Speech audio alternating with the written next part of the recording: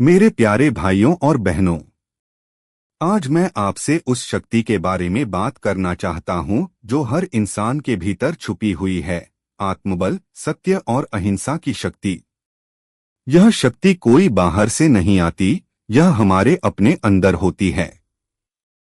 जब हम अपने जीवन में सत्य को अपनाते हैं, तब हमारे विचार, हमारे शब्द और हमारे कर्म तीनों में एकता आ जाती है।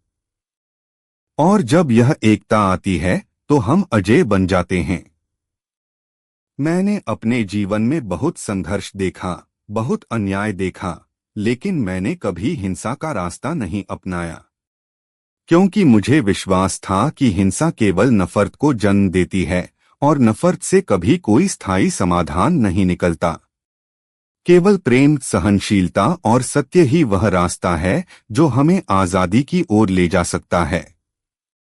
सत्य एक ऐसी चीज है जिसे कोई भी दबा नहीं सकता। एक व्यक्ति अकेले भी खड़ा हो सकता है यदि वह सत्य के साथ खड़ा है। मैं आप सबसे यही कहना चाहता हूं, अपने जीवन में सत्य को अपनाइए। चाहे परिस्थिति कितनी भी कठिन क्यों न हो, अगर आप सत्य के मार्ग पर हैं तो अंततः विजय आपकी ही होगी।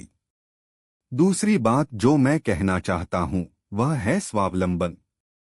जब तक हम दूसरों पर निर्भर रहेंगे, हम कभी भी आत्मनिर्भर नहीं बन पाएंगे।